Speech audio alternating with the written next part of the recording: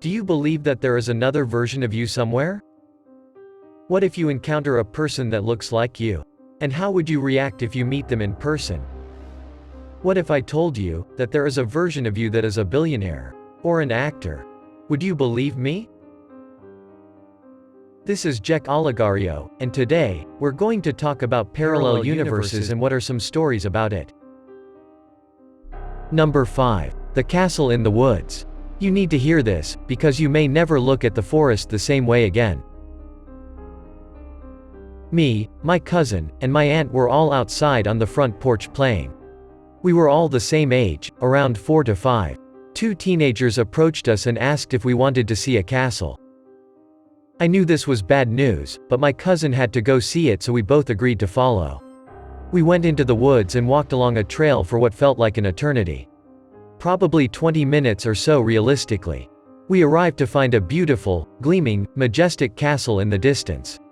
I'm talking something you would see in the movies. This place was made of heaven, it literally shined as if we entered a city of wealth. We excitedly look at each other and sprint home to tell our parents. The teenagers stayed behind, never chased or followed. Our run back was instantaneous, as if it took a few seconds compared to the walk there. We go and tell my mom, and obviously she is freaked out and tells us no more playing outside for the day. Here's the thing. My mom was so incredibly strict on me that she would have never let me out of her sight for longer than a minute. The door to the front porch was open, so there's no way two random teenagers could have actually taken us into the woods, let alone anywhere without one of our parents seeing. My mom and my cousin's mom were the two adults home at the time. I've spoke to my mom about this multiple times. There's no church or anything nearby that we could have mistaken to be a castle. I've even looked as an adult. No luck. All three of us remember this phenomenon. I'm 25 now, so it's been 20 years, but we've spoken about this at the age of 6, 8, 12, 15, etc., essentially every time we see each other. We all remember. Always have. I know some will chalk this off as kids imagining, but I swear to you that this was real. So my question is, what happened? Did we experience a glitch, parallel universe, divine intervention, pure imagination, something otherworldly, or did two creeps try to rape and kill us? And has anyone had anything like this happen? I've wanted answers for so long. Whatever it is that happened, we have to accept the fact that there are things in this universe that we cannot explain. Number 4. I was given a second chance. This story was submitted by Red Leaders. Rewind back to September 2015. I was a freshman who had just entered high school 2 weeks prior. School was already weighing down on me, and I'd been continuing a habit I had of going on walks to clear my mind. On this day, I'd been walking around a pond near my house. There's a trail that goes around the pond, and then the trail leads up to a set of abandoned train tracks on the other side, which sit about 15 feet above the path and pond below. After walking the circle, I was crossing the train tracks when I decided I wanted some ice cream. The fastest way to get to the ice cream shop was to take the path below the train tracks, but there isn't any way to cross the pond without going all the way back around, and being 14 years old, I decided that I could just jump from the tracks onto the path below and keep walking. Looking down from above, it didn't seem to be that far of a jump, so that's what I did. The next thing I remember after that was being half-conscious in an ambulance. Everything was extremely blurry and the paramedics sounded slightly panicked. I wasn't able to move either of my legs, so I think they were both broken. This scene continued on for a few minutes, until we arrived at the hospital and I was wheeled into the emergency room on a stretcher. I only had a few minutes in eMERG before I eventually lost all consciousness, and that was the last thing I saw. After I'd been unconscious for what felt like about an hour, I opened my eyes and I was on the ground. I'd just hit the ground after jumping, but this time I was fully conscious. I hadn't noticed this before I jumped, but there had been a car parked watching me. I think they thought I was attempting suicide, but it probably looked that way, and the people in it had jumped out and called an ambulance for me. The ambulance ride had been the exact same as it was the first time, and I was put into the same emergency room that I had died in before. The only difference between the two events were that I was fully conscious this time, and my injuries were much more minor. I was discharged from the hospital the same night, with only stitches in my lip, a slightly fractured jaw and a mild concussion. For a while after this, I assumed that the first scenario had just been a weirdly coincidental dream that I'd had while I was unconscious, so I didn't consider it anything abnormal. It wasn't until a few weeks after, when my mom told me that the people who had helped me said that I had been conscious the entire time, I hadn't been knocked out after hitting the ground or anything. So, that entire scenario managed to happen in the few seconds it took for me to hit the ground, while I was still conscious. What do you think about this? Is it miracle, or something? Let's move on the next story. Number 3. Time slip tale of Carol McElhenney. In March 2006, Carol Chase McElhenney was driving along with her dog on their home to San Bernardino to the sheep trials in Perris, California. On a hill, she saw an exit sign in nearby Riverside. Their family had a long history there. In the 1800s, her grandparents were buried in the local cemetery. And Carol herself lived there for a while after college. She realizes that it would be fun to visit the old familiar places. On the way to her home, she wanders through the cemetery where her family members are buried. As she drives through, she smelled a whiff of cigar smoke in the car, and she remembers her grandfather because it used to smoke cigars, but sadly, her grandfather died when she was just a young child. She checked into a motel.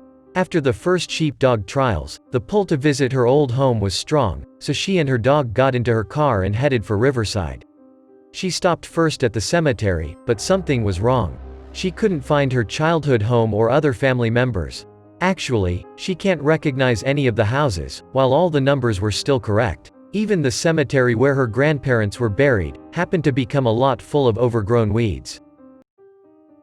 Confused, Carol hauled away from the empty lot to see if she could find anything familiar.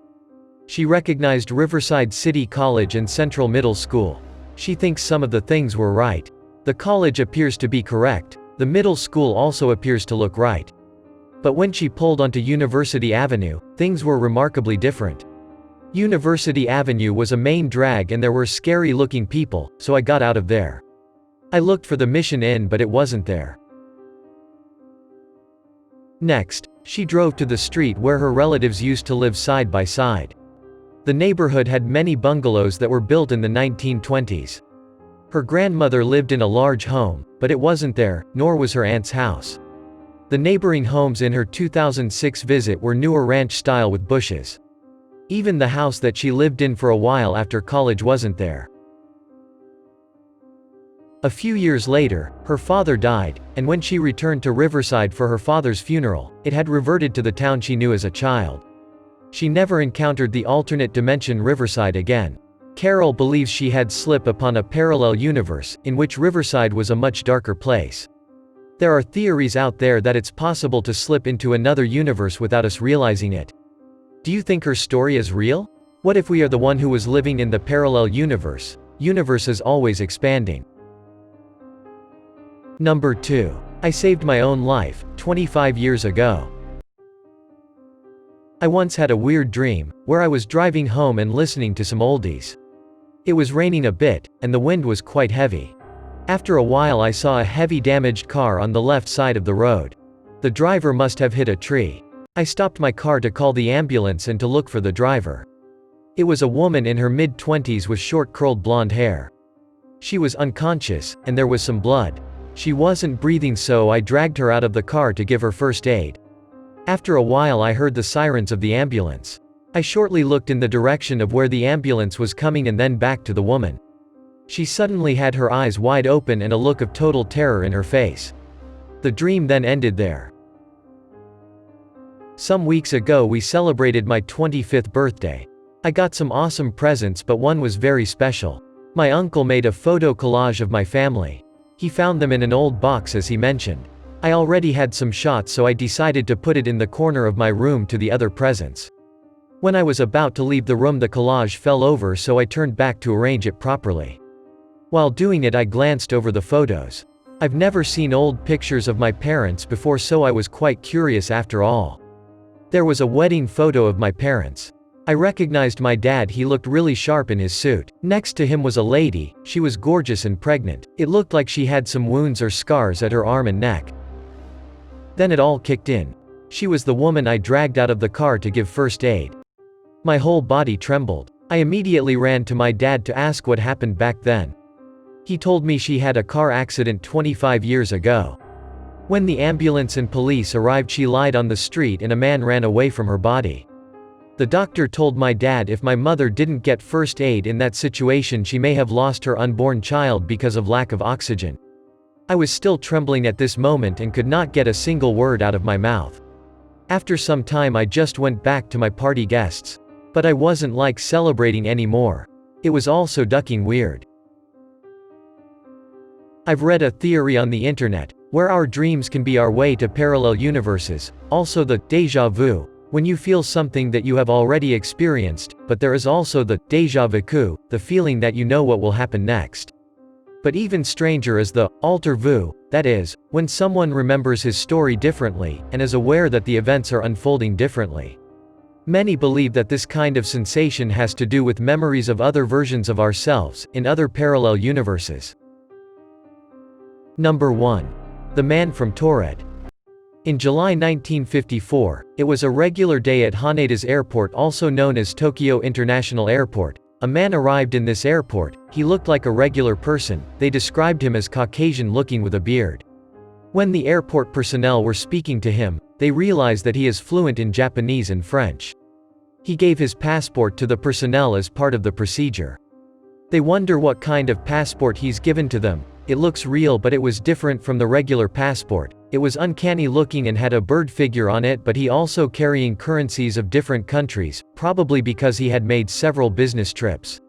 The airport security was called and asked him if it was fake, and he told them that his passport is legit and he is indeed from Taured. In the interrogation room, they asked him again if Taured was real because maybe it was just some joke. But he convinced the immigration officers that Taured is real. This is where things get interesting.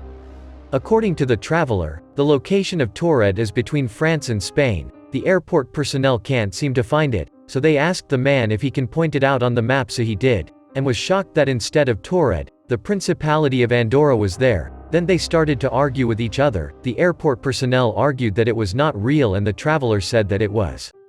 The man was held by officers because they think that he was some kind of criminal or spy from another country. They held him from a nearby hotel to continue their investigation about this man. They didn't find anything about him.